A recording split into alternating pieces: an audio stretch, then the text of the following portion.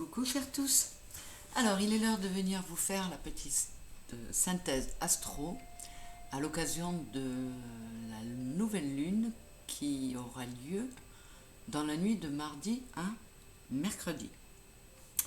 Alors elle sera à cheval sur les 2 jours, et si on regarde le temps, oui, parce que si on regarde le temps universel de Greenwich et notre heure, dans le temps universel, elle a lieu à 23h30, donc le 12, et dans notre heure à nous, elle a lieu à minuit 30, donc le 13.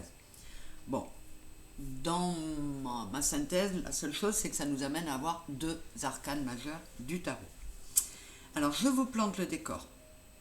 La conjonction des 2 luminaires se fera en Sagittaire, face au Poisson, avec une conjonction avec Mars, toujours aux côtés du Soleil. Le Sagittaire est un signe mutable, donc adaptable, flexible, tolérant, qui sait se projeter, mais qui sait aussi parfois être versatile et indécis.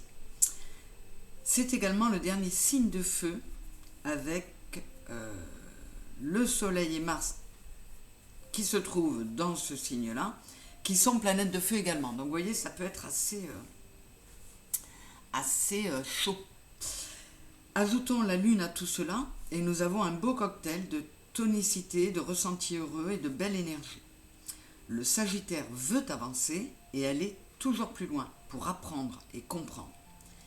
La conjonction de ces 3 astres en Sagittaire va nous pousser à l'action, à faire avancer nos projets. Elle peut nous donner l'envie de grands changements. Comme toujours, d'autres aspects plutôt dissonants, tels des carrés, des oppositions, viendront contrer un peu tout cela. Mais on sait qu'il y a toujours des aspects également favorables. Il y a toujours un équilibre. C'est comme tout le reste. Il y a la dualité de la lumière et de l'ombre, du soleil et de la lune, et du bon et du moins bon. J'y reviendrai. Donc cette conjonction, elle peut représenter un booster pour passer à l'action, mais elle peut aussi éveiller chez nous de la colère, une aggravation des choses, de certaines choses qui pourraient ne pas être si importantes que ça. Possibilité parfois de virulence et de manque de contrôle, tout ça par la présence de Mars. D'où un peu de tension et d'agressivité possible aussi. D'autant que la communication peut être compliquée puisque Mercure est rétrograde.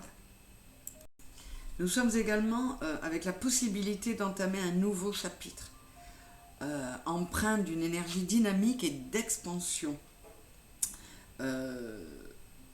et guidé par la bienveillante influence de Jupiter. Je vous en parlerai aussi. Le Sagittaire, c'est aussi le signe qui nous amène au solstice d'hiver. Et son objectif, en cette période de l'année qui est la plus sombre en termes de manque de luminosité, son objectif, c'est d'allumer la lumière. Alors qu'elle décroît extérieurement, on doit la faire croître intérieurement. Cela représente un challenge et un bon moment pour mettre en nous confiance, lumière, optimisme, espérance, foi. En se disant qu'après l'hiver et les jours sombres, les beaux jours reviennent. Donc là, il nous faut mettre du soleil en nous. Et c'est à nous de trouver ce qui met tout ça dans notre intérieur. Et notamment de donner du sens à nos vies en nous reliant à notre part spirituelle. Encore une fois, on va nous demander de nous reconnecter à nous. C'est aussi l'heure du bilan en cette fin d'année et l'heure de nous projeter vers la nouvelle année, vers notre futur. Et tout cela est d'autant plus présent que c'est symbolisé par la flèche du Sagittaire. Alors à nous de nous demander qu'aimerions-nous vivre, accomplir. C'est une phase où on devrait être beaucoup dans notre intérieur et donc c'est propice à l'introspection, bien sûr. Alors je vous le disais, il y a toujours des choses qui compliquent un peu les événements.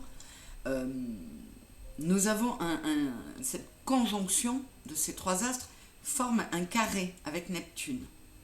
Vous savez que les carrés, c'est voilà, très carré, il n'y a pas beaucoup d'arrondis, de rondeur. Et Neptune est d'autant plus que Neptune est à domicile, il est en poisson. Et que ce soit Neptune ou les poissons, il représente nos rêves. Et là, on va avoir envie de les réaliser, mais ce carré nous met dans des croyances limitantes, en perte de confiance en soi, alors qu'on nous demande d'en mettre, en nous disant qu'on n'est pas capable d'y arriver. On ne croit pas en soi ou en ses projets. Donc vous voyez, encore pas mal de dissonances et de tiraillements. Bon, disons-nous que le Sagittaire qui a confiance en lui doit pouvoir nous aider en ça. Avec ce carré que les luminaires et Mars forment avec Neptune, on pourrait agir par rapport à ce qu'on croit ou ce qu'on imagine, et non par rapport à la réalité. Et on pourrait tenter d'agir avant d'avoir eu le temps de réfléchir. L'image qui me vient, c'est tirer plus vite que son ombre. Donc, il faut essayer d'être vigilant à tout ça sur ces journées des 12 et 13 décembre. Oui, on peut se trouver dans des contradictions avec ce carré parce que le Soleil cherche ce qui est clair. Il cherche à mettre en lumière. Et Neptune, tout est plutôt voilé, justement pas très clair. Du coup, on peut se trouver à se dire, j'arrive pas à voir les choses clairement, car la lumière est voilée. On sent des choses invisibles, mais on ne peut pas les capter, clairement, encore une fois. Voilà où va se situer la dissonance que apporte ce carré avec Neptune. La présence de Jupiter en Taureau, je vous l'ai dit, cette influence, elle apporte la bienveillance de Jupiter, donc elle est positive. Et Jupiter en Taureau, il peut nous aider à nous ancrer. Il est en Taureau et il est le maître du Taureau.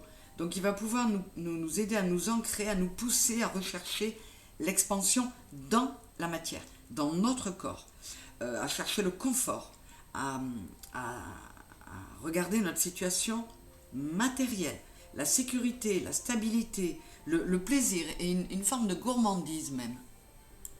Alors, je reprends si je me suis un peu mélangé les pinceaux. Jupiter est en Taureau et il est le maître du Sagittaire. C'est pour ça que son influence peut être importante. Et il est en Taureau, dont Vénus est la maîtresse.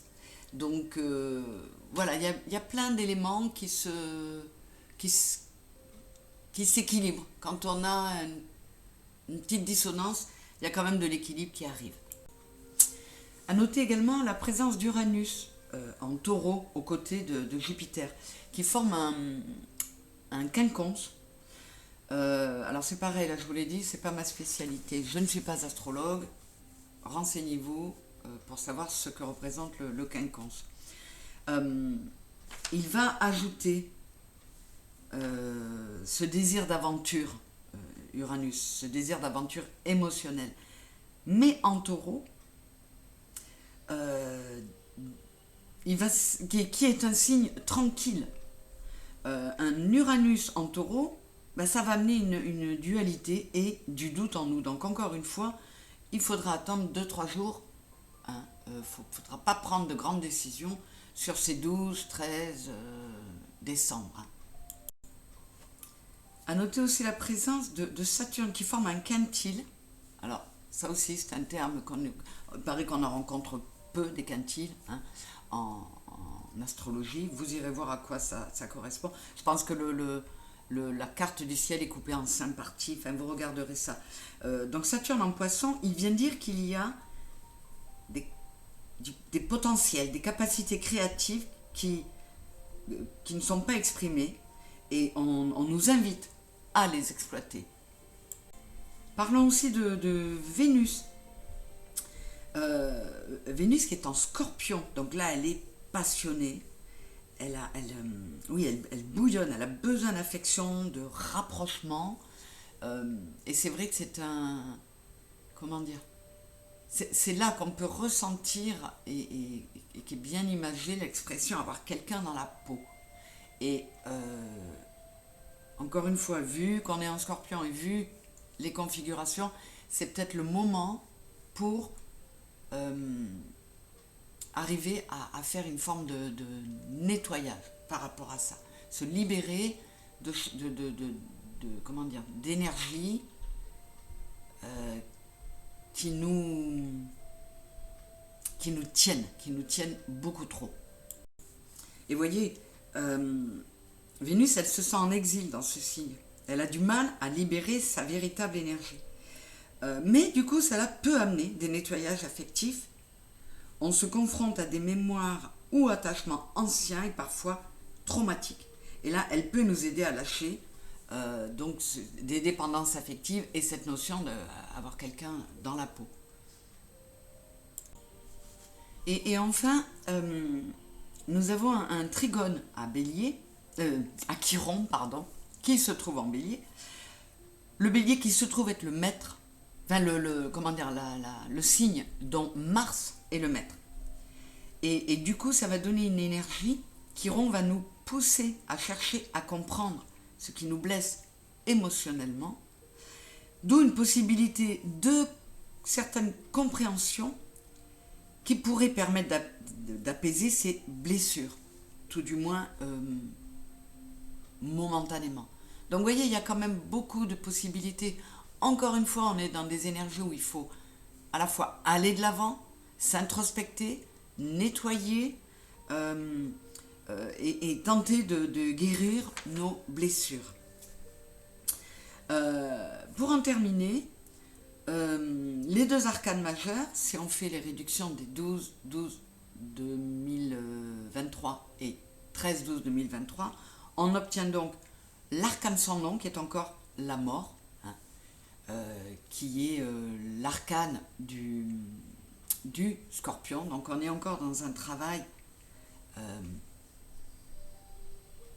beaucoup plus général et universel, un travail de nettoyage, encore une fois, d'aller profondément chercher pour nettoyer, épurer, afin d'accéder à une nouvelle version de nous, à une renaissance. Et l'autre arcane, c'est celle du 13, c'est le 14, la tempérance, qui elle va nous amener de la guérison, encore une fois, et va nous permettre de travailler à ce grand nettoyage en y mettant de la sagesse, de la modération, de la tempérance. Voilà. Donc c'est encore une période très riche, il va s'en passer, mais voilà, encore une fois, si on arrive à tenir compte des précieuses informations que nous donnent les astres, on peut réussir à traverser ces mouvements, ces passages très mouvementés de façon un peu plus sereine et apaisée. Voilà, j'espère que ça aura pu vous aider. Je vous mets en ligne les tirages par signe à l'occasion de cette lunaison. J'avais autre chose à vous dire. Je mettrai aussi le tirage bonus pour les Sagittaires, puisque c'est le signe du mois. Et voilà, je vous fais un gros bisou. Je vous souhaite une belle fin de mois de décembre, donc une belle fin d'année. On se retrouve très vite et merci encore de m'avoir écouté. Je vous embrasse très fort et je vous aime comme toujours. Bisous.